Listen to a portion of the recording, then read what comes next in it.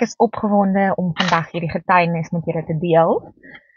Dit is nie my persoonlike getuienis nie. Dit het so 3 weke gelede gebeur.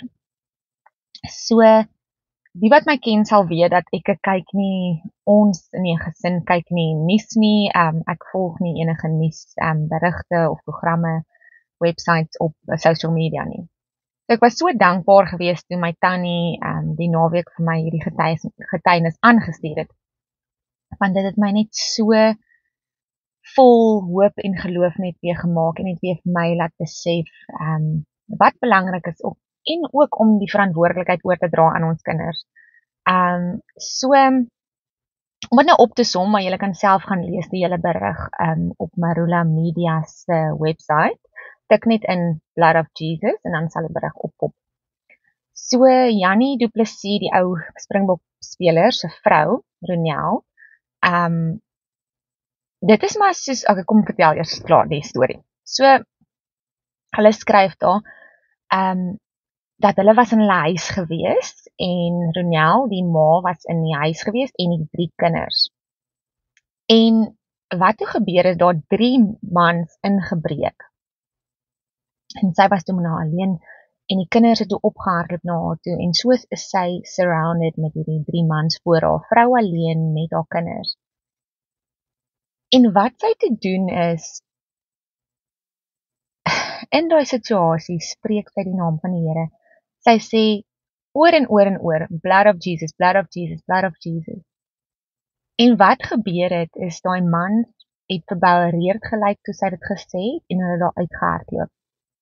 So, volgens haar, en volgens my, wat haar gered het in die situasie, was die naam van die Here, was die almagtige God, was the blood of Jesus. En ja, die wêreld is wreed, en daar's dinge in die wêreld wat nie goed is nie, maar God is altyd goed. En omdat jy in hom glo, omdat jy 'n kind is van die Here, omdat jy sê, Here, kom lewe binne my, bly hy binne jou, God bly binne jou, so God is 'n bonatuurlike God, so jy is 'n bonatuurlike mens, jy het sleutels van bonatuurlike dinge, hy gee vir ons die sleutels in sy woord. Hy sê in Efesiërs dat the armor of God, the sword, the word is the sword, dit is jou geveg.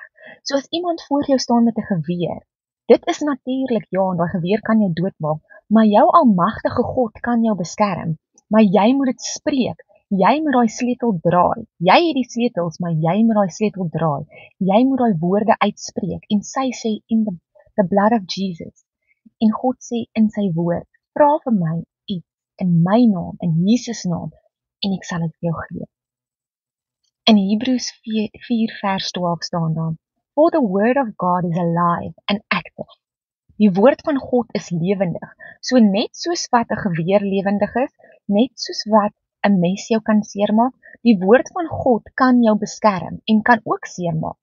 Sharper than a double-edged sword, it penetrates even to the dividing soul and spirit, joints and marrow. Met ander woorde, dit kan fisies ook seermaak. It judges the thoughts and attitudes of the heart as well. So, die Here het vir ons hierdie sleutels gegee, en hoekom kan iets gebeur wanneer jy dit sê?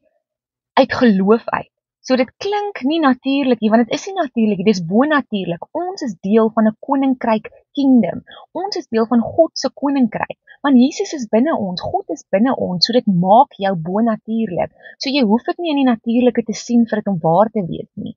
Wat is dit wat vir Dawid die 5 gegee het? Wat het vir hom laat besef of laat dink, hoekom kon hy dink dat 'n hele mag, 'n hele army kon nie vir Goliat wen nie. Niemand wou teen hom veg nie, maar hy wat 'n klein seentjie is, het gegaan en hy het gesê, sy woorde was, in die naam van die Here kom ek na jou toe.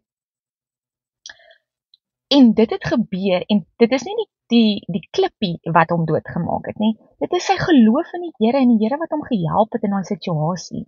So, ek wil jou vandag aanmoedig, dat dit mag dalk donker lyk, en dit mag dalk partykeer goed gebeur wat ons nie verstaan nie.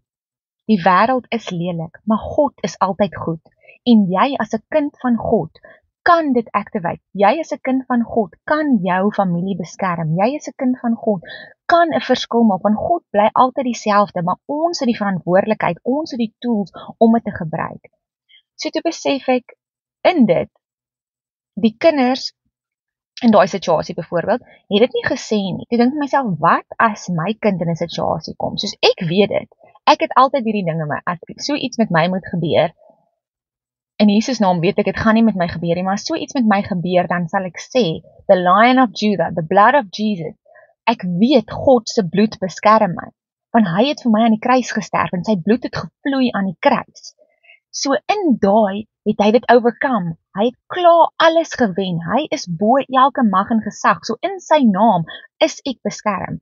Toe dink ek vir myself, maar weet my kinders, want Caleb en Lily weet, in die naam van Jesus gaan weg. Maar weet hulle hoe om dit te sê? So nou moet ek vir hulle verduidelik in 'n situasie, as al iets gebeur wat jy voel, dat jy het hulp nodig.